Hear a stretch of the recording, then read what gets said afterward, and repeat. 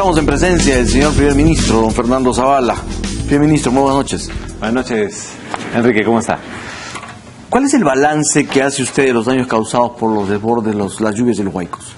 Bueno, la situación sigue siendo difícil, Enrique. Es más, hoy tenemos todavía un desborde importante en Piura. Hasta hace algunos minutos justamente he estado conectado con los ministros que están allá. Tenemos 2 ministros. Hemos tenido que evacuar personas. Hay todavía desbordes. Así que esperamos todavía tener algunos días más de este efecto. Esperamos que la próxima semana pueda cambiar un poco la tendencia y que disminuyan las precipitaciones. Lo que tenemos hasta hoy es, en términos de números, estamos hablando de 90 fallecidos, la verdad, estamos hablando de 120.000 damnificados y más de 700.000 afectados. Entonces el número realmente es importante. Es difícil, obviamente, las condolencias para las familias afectadas. Ahora, en términos de infraestructura, tenemos infraestructura dañada. Hay ya cálculos que hablan de $3.000 millones. Nosotros todavía no hemos terminado esa evaluación, porque hoy nuestra prioridad es la atención a las personas. Pero estamos hablando de carreteras, estamos hablando de puentes, de colegios, estamos hablando de agricultura, estamos hablando también de instituciones de la salud. Entonces hay una serie de afectaciones. Ahora, si vamos más al balance en términos de por qué nos pasó esto, creo que no hicimos una labor de prevención adecuada, no estábamos preparados en términos de infraestructura, tampoco estábamos preparados en términos de la acción rápida del Estado. Hemos tomado decisiones importantes, acciones importantes en las últimas semanas que nos ha llevado, digamos, a mitigar en algo estos desastres, pero digamos la afectación es importante. Primer ministro, no hubo información, o sea, el año pasado nos preparábamos para un niño. Era obvio que si no llegaba el año pasado, llegaba ahora. Claro, después de la guerra todos pueden ser generales, yo puedo decir era obvio, pero hay gente que señala que en enero sí hubo información, que les entregaron a ustedes información. Enrique, ese es de un semanario que usted lee permanentemente y hubo información el 24 de enero, sí, esa información viene de diciembre. Desde diciembre nosotros comenzamos a alertar, desde enero ya se instala el COEN y le dimos el liderazgo al ministro Nieto. Nosotros las grandes inundaciones empezaron en enero, es decir, un Chiclayo devastado con 10.000 viviendas afectadas, pero un Piura muy fuerte. Pero el Senami les daba información. El Senami da información, sin embargo, no, digamos, en ninguna de las instituciones que trabajan, digamos, para nosotros, para el Estado, digamos, Senami, Marpe, ANA, Hidrología, etcétera, ninguno previó con meses de anticipación que íbamos a tener un fenómeno de esta naturaleza. Es más, se hablaba mucho de un niño hace un año y medio. Este fenómeno que hemos tenido es diferente. Estamos hablando de un niño costero. Normalmente tú tenías un niño que bajaba sierra, los ríos y los cauces afectados, etcétera. Ahora tenemos lluvia en la costa, que es totalmente diferente. Es más, muchas de las labores de prevención que se hicieron en años anteriores estaban pensados en los niños tradicionales. Este niño es diferente, afecta a otras quebradas, otras situaciones. Entonces, el nivel, digamos, no existieron las alertas para decir vamos a tener un fenómeno de esta naturaleza como el que hemos tenido. Lo que hemos tenido, sí, reportes, digamos, en enero de lo que se nos venía justamente en enero. Y hablemos de recursos. Sí. Los recursos para la prevención, sea el 2015, sea el 2016, sea el 2017, ¿se usaron bien? ¿O se creyó que el niño no venía y entonces se usaron los recursos para otra cosa? A ver, yo no puedo hablar de la gestión anterior y eso tiene que ver las investigaciones del caso para ver dónde se usó y cómo se usó.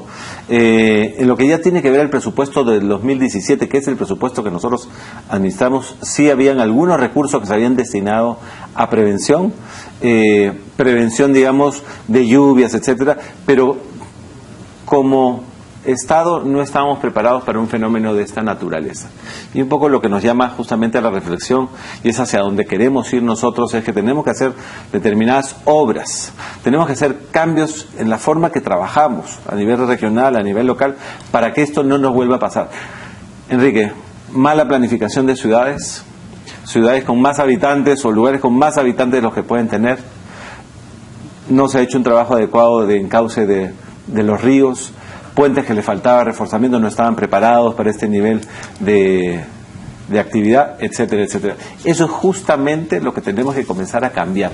Tenemos que llegar al bicentenario pensando que tenemos ciudades diferentes, ciudades preparadas, y que como ciudadanos esto no nos vuelva a pasar. Señor ministro, lo que usted dice tiene que ver con una tarea que es titánica. Sí. Usted tiene poblaciones enteras en los márgenes de los ríos. Sí. Tiene poblaciones enteras en los cauces de las quebradas. Tiene poblaciones enteras en zonas que ahora han sido inundadas. Ahora, entonces, lo que se tiene que plantear ya no es un parchadito, no, como se hacía antes, sino transformar la vida en las ciudades. Sí, exacto. ¿Tiene capacidad este Estado para hacer todo ese cambio? Creo que tenemos una oportunidad. Creo que lo que ha pasado nos genera una conciencia de que este cambio climático del cual hemos hablado muchísimo realmente tiene impacto en la vida de los peruanos. Y es imprevisible el futuro inmediato, porque este niño puede volver en 2018, 2019. Entonces, si lo que ha pasado no lo tomamos en serio, vamos a volver a pasar por lo mismo. Entonces, sí creo que nosotros tenemos que generar las capacidades, si no las tenemos, para que esto no nos vuelva a pasar. Enrique, hoy día en la mañana he estado en Carapongo, ¿no?, que es la continuación de la Ramiro Prealié. Entonces, ¿qué teníamos ahí? Una mala construcción en términos de una empresa que se tenía que hacer determinados reforzamientos, se hicieron reforzamientos más pequeños de lo que se debía. Dos, al otro lado de la ribera del río, traficantes de terrenos que tiraban mucho desmonte al río. Entonces, obviamente, limitaban la capacidad del cauce. Autoridades que dieron el permiso para vender lotes en la ribera de los ríos. Por relleno sanitario. Entonces, es realmente 4 o 5 errores garrafales que se han juntado frente a este desastre. Necesitamos también, Enrique, tener autoridades fuertes que realmente ayuden en la planificación. Ahí hay dos preguntas que le quiero hacer. Voy a empezar por la segunda. Este drama lo están viviendo muchos gobernadores y alcaldes que van a salir en 2018.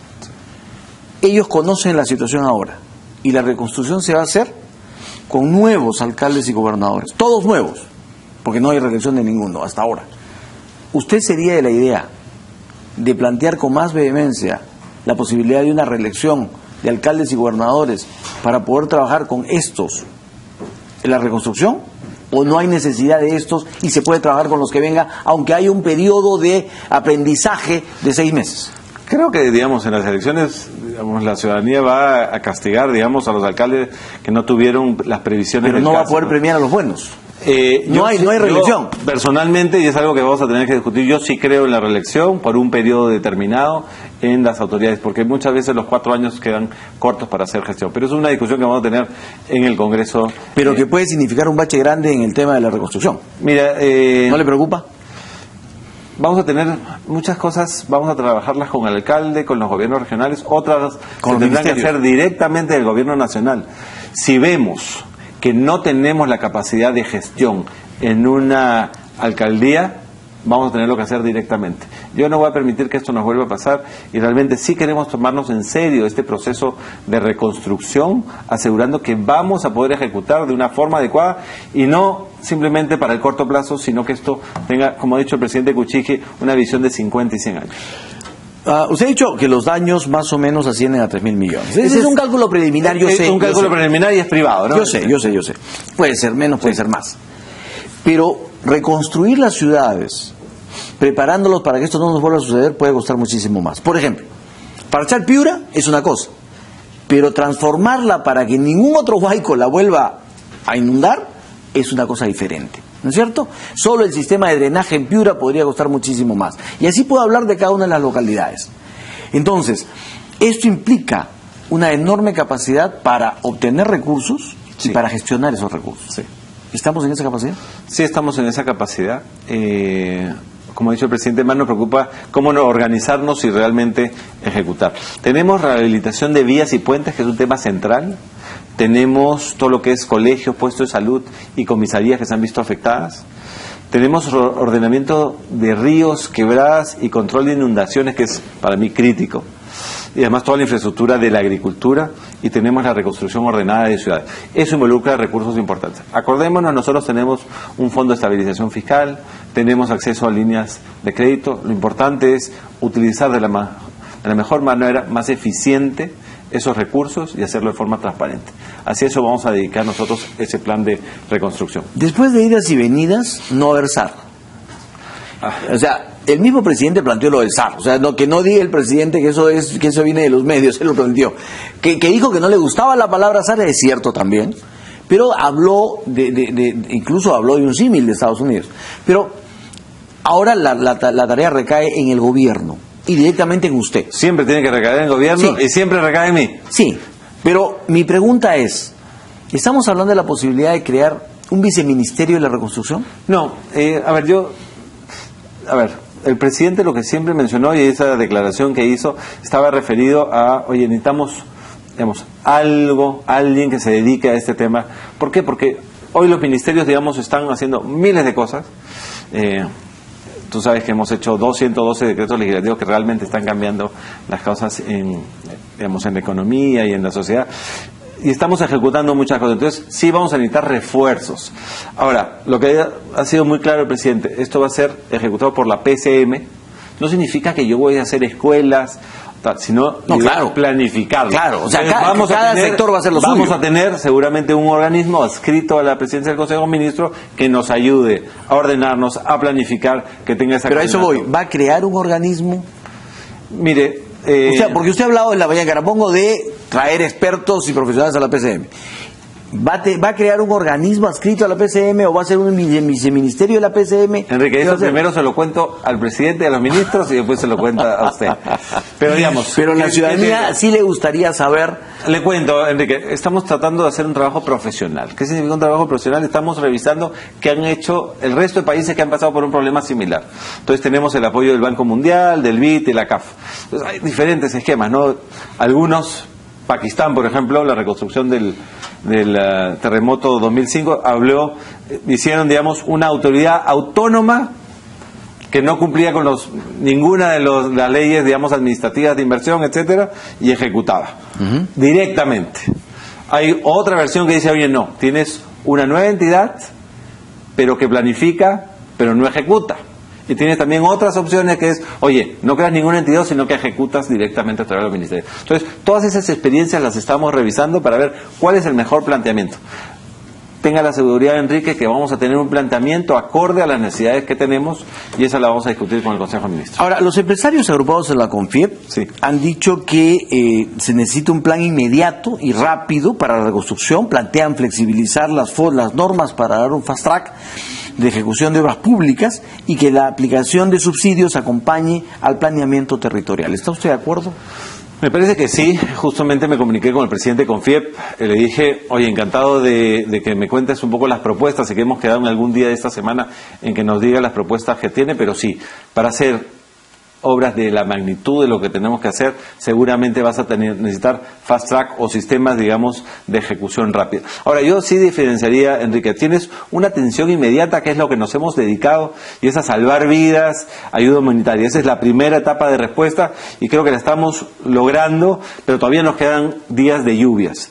Hay una segunda que tiene que ver, oye, ¿cómo restablece los sistemas de alimentación de estas personas? ¿Cómo en verdad pones en marcha las viviendas temporales? ¿Cómo te aseguras que los servicios de salud lleguen, etcétera? Eso también tiene que ejecutarse ya, y estamos hablando de un trabajo de los próximos 30 días, 60 días. Y tercero, ya viene la etapa de la reconstrucción, que es la planificación de lo que quieres hacer en términos de qué ciudades quieres, qué carreteras necesitas, puentes, etcétera. Son 3 etapas de intervención, estamos trabajando en las 3. Una que hoy nos quita la mayor cantidad de tiempo, la ayuda inmediata, porque las lluvias continúan. 2, ya la planificación de esa ayuda urgente los próximos 60 días y después la reconstrucción. En paralelo estamos trabajando y esperamos avanzar rápido en estos 3 campos. Le pido permiso para una pequeñísima pausa y volvemos.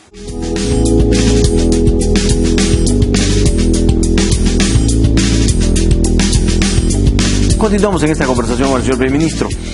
Don Fernando Zavala, ¿cuál es su balance de la situación de CEDAPAL después de esto que ha pasado? ¿Qué se debe hacer con CEDAPAL? A ver, no sé si felizmente, pero digamos, ya el presidente Kuczynski había identificado que el tema de agua era importante y había identificado también que CEDAPAL era crucial en el trabajo que tenemos que hacer. Es más, si vemos en términos de inversiones, este año la programación de inversiones son 4 o 5 veces lo que ejecutaba antes EDAPAL. ¿Y por qué? Porque ya habíamos identificado que teníamos ciertas brechas que cerrar. Y esas brechas tienen que ver con 2 temas. Uno, el procesamiento de agua, los reservorios de agua, es decir, invertir en la tarjea o en algo parecido a la tarjea. Uno.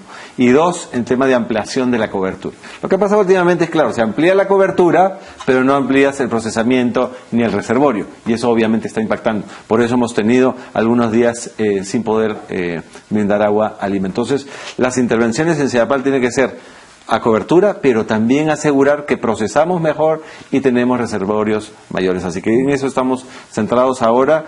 Ya tenemos un plan que venía ya de antes. Vamos a tenerlo que afinar con lo que hemos visto ahora, pero digamos, los recursos existen. ¿La posibilidad de una privatización de CEDAPAL existe? No hablamos de privatización, la verdad. Sí podrían haber ciertos procesos, digamos, donde se invita la inversión privada para que participe, etcétera. Pero digamos, lo que estamos hablando es de reservorios, estamos hablando de procesamiento y de cobertura. El primer vicepresidente Martín Vizcarra le ha dicho hoy día al Comercio que terminadas las lluvias y cuantificados los daños se tendrá que hacer una nueva evaluación para ver si se podría seguir adelante con la organización de los Juegos Panamericanos. ¿Es esta una posición del gobierno? A ver, el tema de los Panamericanos ha sido toda una discusión. Sigue siendo. Sigue siendo. Es más, vemos que los recursos que necesitan son mucho más que los Panamericanos.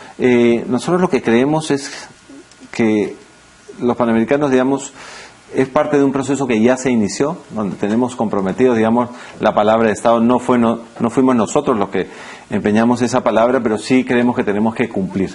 Existe el presupuesto, hay ya una actividad económica, digamos, desarrollándose detrás de los Panamericanos. Creemos que tenemos que ir en paralelo en este tema. O sea, no hay evaluación si se organiza o no se organiza. Las evaluaciones son permanentes, pero hoy... pero no queda claro. Es decir, hoy el tema es que seguimos adelante. Hoy. Sí. ¿Puede cambiar esa decisión mañana? No veo ningún elemento para cambiarlo. ¿Los recursos aún para todo existen? Acuérdense que nosotros tenemos el Fondo de Estabilización Fiscal que justamente te dice, oye, puedes utilizar estos recursos para el tema de desastres, ¿no? Es un fondo, es más, ahorramos durante muchos años por si nos pasaba algo así para poder utilizar los recursos. Son recursos diferentes. Entonces garantizado, los Panamericanos van y van. Hoy la idea es continuar con los Panamericanos. Mañana no sabemos. Digamos, pueden cambiar muchas cosas, pero hoy tenemos todo en marcha para que siga adelante. Pero lo que usted plantea, lo mismo que plantea el vicepresidente Vizcarra, claro, podría ser algo que se tomara en cuenta y tuviéramos tiempo para decidirlo si fuera una decisión interna. Pero aquí, si más adelante vemos que no, ¿a quién se lo damos? O sea, Enrique, esa decisión hay que tomarla cuanto antes. No me malinterpretes el hoy. No vemos nada que cambie la decisión que ya se ha tomado de continuar con los Panamericanos. De acuerdo. Ahora, el mismo Martín Vizcarra dijo en este programa que el Ministerio de Transportes iba a ejecutar lo que la Contraloría le dijese o aconsejase en términos de chincheros.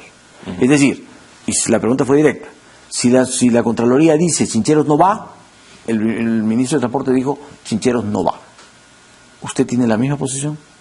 Es un tema que ve directamente el Ministerio de Transportes, Enrique, acuérdense. Yo no estoy hablando del proyecto mismo, pero como decisión del gobierno. El Ministerio de Transportes ejecuta la posición de gobierno, es el concedente. Muy bien. Y ese es una decisión de transportes con economía. Obviamente hay las consultas pertinentes. Como tú sabes, yo no he estado involucrado directamente en el proyecto. Pero acá yo no hablo por el proyecto mismo, sino por la decisión de Estado. Es decir, si el ministro Vizcarra dice no va, ustedes van a apoyarlo como gobierno. Martín Vizcarra es parte del gobierno, Enrique, yo sé, ¿no? Él hará las consultas necesarias. Tal. Esperemos lo que diga el informe, en base a eso se decidirá. El BCR ha reducido su proyección de crecimiento fuerte de 4.3 a 3.5. ¿El gobierno está en la misma línea? Acuérdese, Enrique, que nosotros ya habíamos identificado este problema y ya han habido varios efectos, ¿no? Hemos tenido desde sequías, incendios, pero sobre todo hemos tenido dos efectos. El efecto de lavajato y el efecto hoy de estos desastres naturales. Eso es natural que tenga un impacto en la economía. Para eso justamente hace 3 semanas el ministro de Economía, acompañado con otros ministros, presentó un plan de reactivación.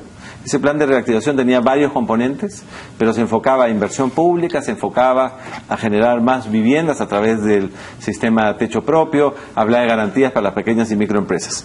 Es una una propuesta interesante que se está ejecutando. Dentro de eso ya se contemplaba ciertos recursos para los desastres, ¿no? Entonces, el 3.5 es una cifra que está ahí, y nosotros lo que estamos buscando es ver cómo a través de este plan y algunas medidas adicionales que tienen que ver con el plan de reactivación podemos mejorar ese crecimiento. Claro, cuando en marzo nos dicen 3.5, siempre uno tiene la idea de que conforme pasen los meses se puede seguir reduciendo esto. Bueno, la idea es que no sea así, ¿no? La idea es Exactamente. hacer algo para que no suceda. Por eso el plan de reactivación, que eran 5.500 millones de soles, y seguramente que va a ser complementado con este plan de reconstrucción. ¿Cuánto hay para este plan de reconstrucción? O sea, los 5.500 millones son distintos a los que se invierten en este plan de Los reconstrucción. 5.500 ya incluían parte de recursos para desastres. Estamos hablando seguramente algo cercano a los 1.500 millones de soles. Cuando terminemos el proceso de evaluación de lo que ha significado estos desastres, se verán qué recursos adicionales se necesitan para ejecutar este año y el próximo en términos de lo que es la reconstrucción. Ahora, en esa línea, ¿siguen pensando en bajar el IGB?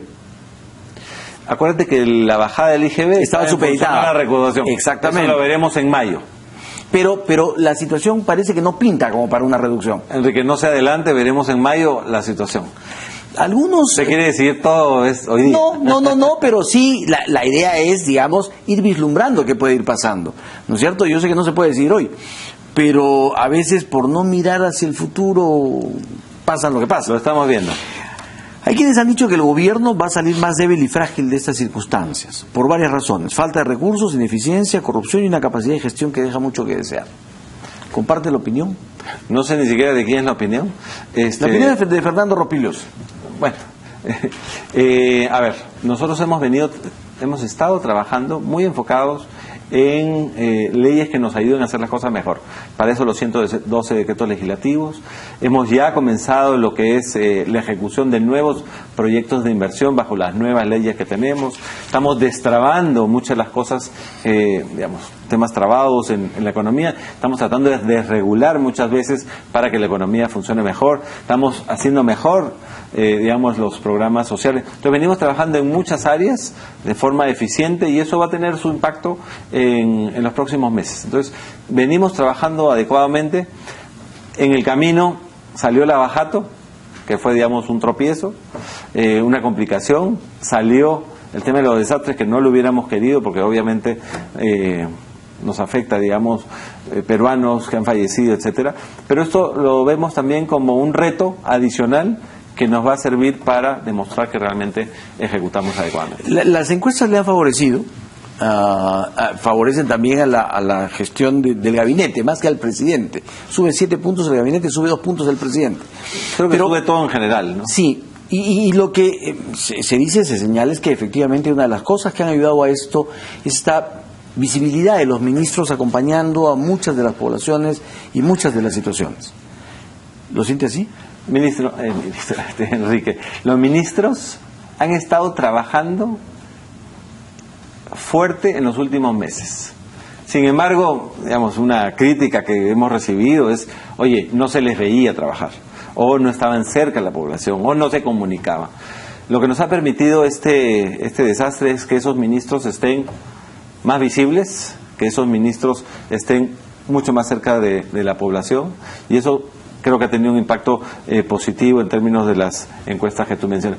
Pero lo que tiene que quedar claro, Enrique, es: veníamos trabajando durísimo, no teníamos la posibilidad muchas veces de difundir o tener esa presencia en medios que hubiéramos querido, que nos hubiera llevado a tener un reconocimiento de la población de que estos ministros trabajan. En esta oportunidad hemos podido estar presentes, pero eso no significa que no hubiéramos estado trabajando. Hemos estado trabajando. Los 112 decretos legislativos es solo un ejemplo de realmente todas las cosas que estamos haciendo para cambiar.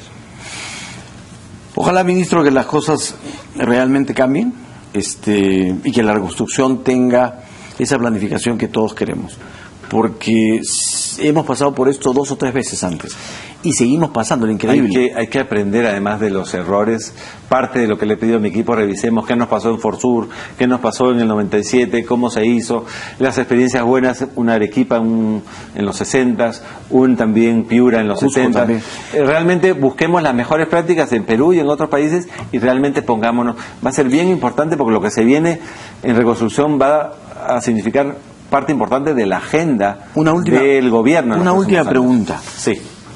¿Cuál es la posición del gobierno con respecto al proyecto fujimorista que se ha planteado con relación a prohibir que los sentenciados o investigados por corrupción ocupen determinados cargos o roles en los medios de comunicación?